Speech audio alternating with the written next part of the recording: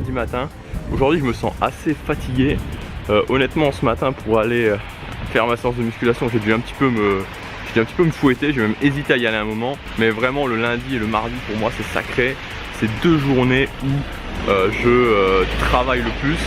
Excellent, il y a mon voisin de juste à côté qui vient de rentrer. Il vient de rentrer avec sa voiture là. Et j'étais en train de filmer. Il m'a regardé avec des yeux... C'est pas de la surprise, c'était plus genre... Quoi? Mais qu'est-ce qu'il fait? Bon bref, donc comme je disais, aujourd'hui je vais quand même essayer de me reposer un petit peu. D'ailleurs ça tombe bien parce que je sais pas si vous voyez sûrement pas, mais le temps n'est pas spécialement au beau fixe. Je vais faire ce que j'ai à faire, mais je vais le faire plus lentement. Et je vais surtout rester un petit peu à l'intérieur.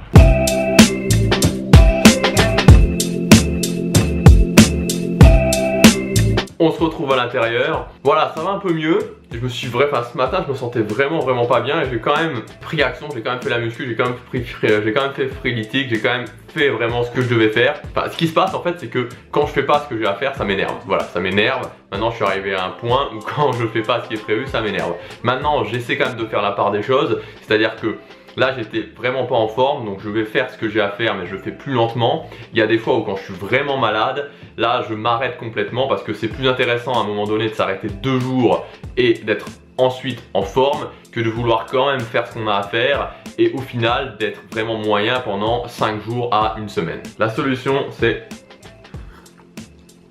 toujours de boire un bon thé. J'ai toujours pas reçu la recharge de mes lampes LED, donc si ça s'éteint, c'est normal. Aujourd'hui, on va parler des qualités d'un vlogueur. Donc un vlogueur, c'est tout simplement quelqu'un qui va mettre en scène sa vie. Donc ça peut être tous les jours, ça peut être 1 fois par semaine. Il n'y a pas vraiment une durée, obligatoire. La première qualité, c'est d'avoir un message clair et de vivre son message et de vivre par son message. Donc je vous explique. Je trouve qu'en France, actuellement en tout cas en France, il y a beaucoup de vlogueurs qui sont des vlogueurs qui racontent simplement leur vie, qui montrent leur vie, il n'y a pas vraiment de message derrière. Dans le monde anglo-saxon, c'est beaucoup moins le cas. En tout cas, ceux qui sont sur le devant de la scène, c'est beaucoup moins le cas. Et quand on creuse un petit peu, il y a toujours un message derrière, il y a toujours un message, quelque chose qui tient vraiment le vlog. C'est le cas pour le Casinestat, c'est le cas pour Fun for Louis par exemple, pour les plus connus. Ensuite, au-delà du message, il faut vivre son message. C'est-à-dire que vous devez être cohérent avec votre message. Ce que vous dites, vous devez le penser vraiment. Quand je dis qu'il faut donner un sens à sa vie, c'est-à-dire ne pas vivre une vie qu'on nous impose, ne pas faire un job par exemple qu'on déteste, c'est vraiment quelque chose que je pense, c'est quelque chose que je pense depuis très longtemps, donc je suis cohérent avec ce message. Je suis vraiment cohérent avec ce message parce que c'est ce que je pense au plus profond de moi. Ensuite, il faut vivre par ce message, c'est-à-dire qu'avoir un message, c'est très bien.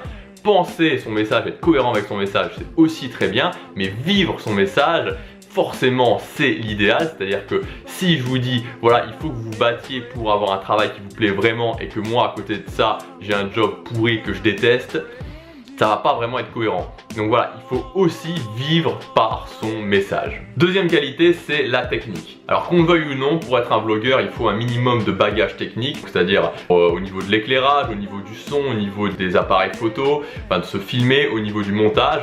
Donc ça, c'est quelque chose pour moi qui s'acquiert sur le tas. Donc c'est bien de se former, et il faut se former, je pense qu'il faut se former, il faut prendre exemple sur les autres aussi, se former avec les gens qui nous inspirent, mais c'est aussi quelque chose qui s'apprend sur le tas. Donc faut pas en faire une obsession, c'est-à-dire qu'il faut pas s'empêcher de commencer parce qu'on n'est pas bon en technique, mais il faut garder en tête que par exemple pour faire un bon montage, il va falloir quand même maîtriser un minimum le logiciel, et ça s'apprend petit à petit. Moi je suis toujours en phase d'apprentissage, je m'estime pas excellent et je sais que dans 1 an, voilà, je travaille tous les jours, dans 1 an j'aurai largement progressé à ce niveau là. Donc la technique c'est malgré tout quand même une qualité d'un vlogueur. Troisième qualité, c'est la vision. Alors la vision, vous allez dire que je vous en rebats les oreilles à chaque fois, mais pour le vlog, c'est vraiment quelque chose d'indispensable. J'en parlais il y a 2 jours quand je vous expliquais comment je fais mes vidéos. Pour moi, la phase la plus importante dans un vlog, c'est le matin ou la veille, quand vous pensez vraiment à ce que vous allez faire le lendemain. Il faut presque que toutes les pièces soient déjà là. C'est-à-dire qu'il faut déjà avoir pensé à qu'est-ce que vous allez dire, comment vous allez le filmer, qu'est-ce que vous allez faire de particulier dans cette journée. Pour moi, un vlog, c'est pas très loin limite d'un court-métrage, c'est-à-dire qu'on n'est pas très loin d'un court-métrage. Quand on prend par exemple quelqu'un comme Casinestat, ses vlogs, c'est presque des courts-métrages finalement. C'est vraiment un travail de réalisation et donc le réalisateur forcément il pense à la façon dont il va filmer, à la façon dont il va éclairer, petits détails qu'il va rajouter en plus. Donc il y a beaucoup de travail de réalisation. Comme je vous disais, Casinestat, si au lieu de faire un vlog tous les jours, il faisait un vlog par semaine, à mon avis, ses vlogs, ça serait, enfin son vlog, s'il faisait un vlog hebdomadaire, ça serait clairement un court-métrage. Moi, je crois vraiment que le plus important, c'est la vision de la façon dont on va mettre le tout en scène. Alors évidemment, comme je vous le disais, la technique c'est important parce qu'ensuite il faut avoir les moyens techniques de mettre en œuvre cette vision, mais c'est essentiel pour moi d'avoir une vision, d'avoir déjà une idée assez claire en tête de comment on va mettre en scène sa journée. C'est une qualité vraiment indispensable. Alors là aussi, évidemment, ça vient avec le temps, c'est-à-dire que au fur et à mesure du temps, vous avez plein d'idées en tête, vous savez que vous avez déjà fait ça, vous avez déjà vu ça, et vous pouvez réutiliser ces idées, les améliorer. Donc là, encore une fois, ça fait boule de neige petit à petit. Et enfin, la dernière chose, et ça c'est important, c'est valable pour le vlogging, c'est valable pour tout finalement, c'est l'investissement. Faire un vlog, ça demande un investissement. Je ne vous cache pas que faire un vlog tous les jours, c'est un investissement assez conséquent. Donc ça ne prend pas non plus 10 heures par jour. On peut, je pense, en sortir en 2 heures par jour. Moi, personnellement, ça me prend plus longtemps. Après, ça dépend de la façon dont on monte son vlog, ça dépend de la façon dont on oriente son vlog. On peut plus l'orienter sur des plans fixes.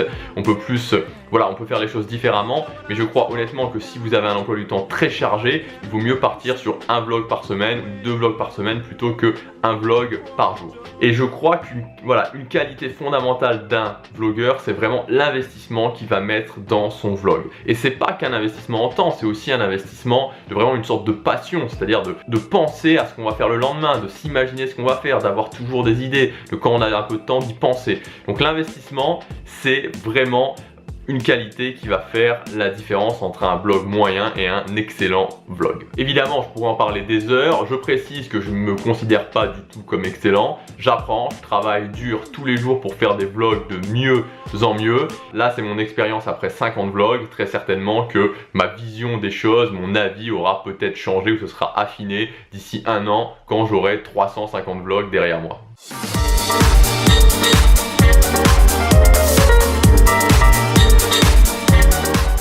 Bon bah voilà, les lampes LED ont tenu et avec un peu de chance, demain j'aurai mon chargeur pour mes batteries.